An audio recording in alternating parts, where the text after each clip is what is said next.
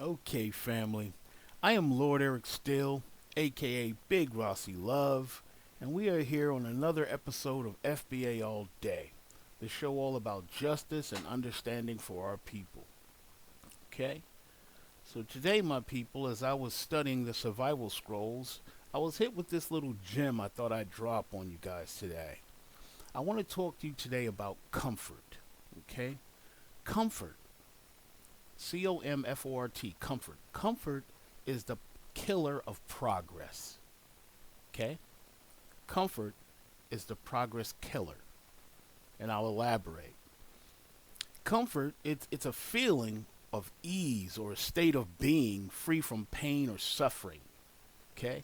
And that's something we as black people, we know all about. There's nobody that's done more suffering on this planet than our people. That doesn't even need to be up for debate. We already know about that. So, as we often get now, as you'll find yourself getting complacent with simple comforts, you become familiar with things and it becomes a routine to you. You get comfortable in them. It is hard for you to grow like that. In fact, there is no growth in comfort. There's no growth in comfort. Think about that. Growth, that's a key word. It means the process of increasing, the process of something becoming bigger.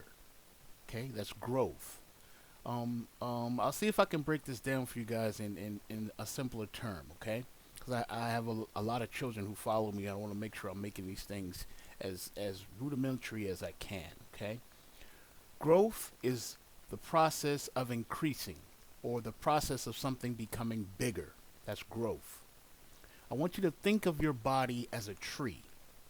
Your mind is the root, okay? You want to feed your mind with reading and information so your roots will grow with knowledge and comprehension, okay? You know that what you put in, you get out. So you want to make sure you're giving yourself lots of positive energy, positive vibes, and you should, in return, get positive results. Okay? So think of it, your body's a tree, your mind will be the root. Okay? Your body, your arms and legs would be considered the branches or the limbs.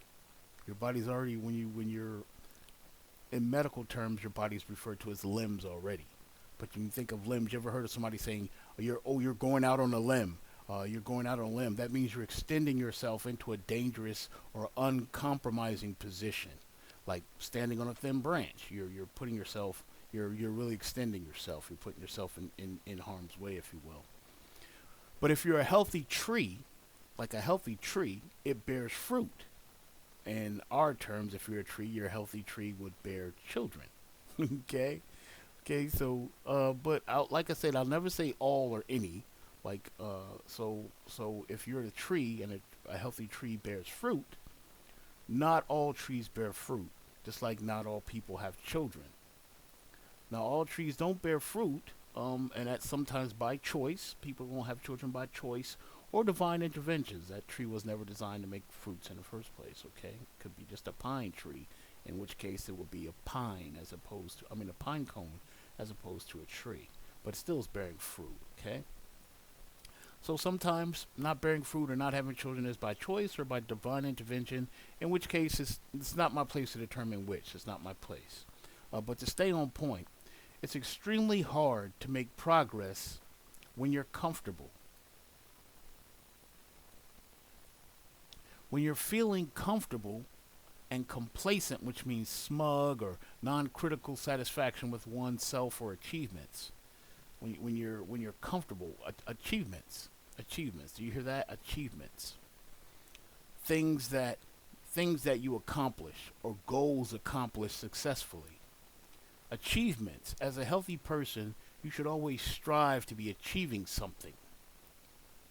Doesn't mean these always have to be tremendous things or large feats, but you should have a series of achievements.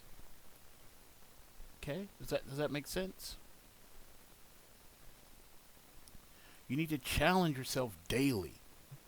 You want to strive to squeeze the most out of your days. You want to make sure you want to try to fit the most into your days. Make your days count, if you will. I'll break this down even further. Okay, so the men in my family are very athletic. So I'll give you this analogy. Let's say your life expectancy is 80 years. You live to be 80 years old. We'll just use that as a baseline. So we'll break that lifespan up into quarters. Okay?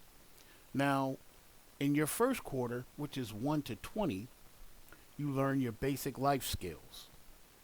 Okay? Your arithmetics, your moral compass is set, how to deal with people, your socializing skills. You learn these things in your first quarter. How to handle yourself, how to take care of yourself. This is where you're taking in your most information for your basic needs of life. Your basic understandings will be accumulated, or should be accumulated, between your first quarter, which is your 1 to 20. All right? Then by the second quarter, or your 20 to 40, you should have a plan in place. Your schooling or trade, your passion or purpose, along with your family, should be defined and in action by this point, between your 20 to 40. A lot of people this is when you'll be starting your families, or you'll be working on your careers diligently, or you'll be pursuing your trades, and your plan is in effect at this point in your second quarter. All right, you should already have your plans, and everything should be in motion by your second quarter. This is between your 20 to 40s. Okay. Now, in the start of the third quarter, or your 40 to 60, you should be evaluating your progress so far. You should be evaluating what you've already accomplished in your first two quarters. So by the beginning of the third is usually when people start to take a look back.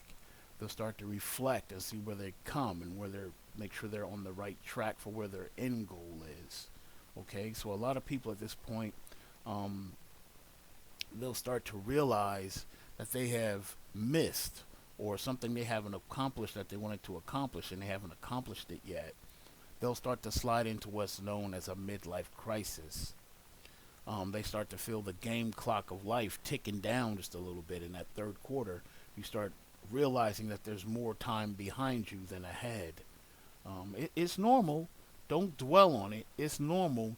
But instead, you want to acknowledge what you've learned and accomplished up to this point.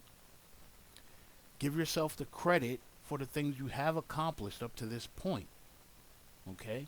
So take a little inventory, a little self-stock in what you have accomplished, and don't let that knowledge of the things you haven't done yet get to be too overwhelming, and it'll make you stagnant. So you don't want to dwell on that.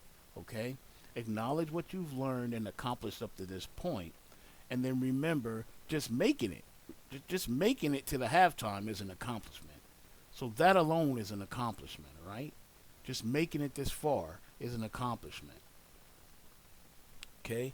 You start making your necessary changes or adjustments in preparation for the fourth and final quarter.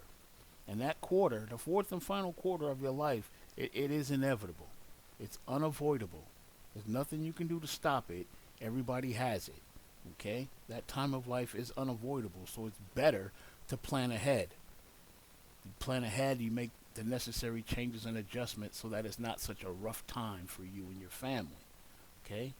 Now, this is a broad scale, of course. This scale that I've just given you is very broad. All right? Because not everybody will live to 80. Some people live a lot longer than 80. But then there's also those that don't even see the halftime. Okay? And this is the whole point.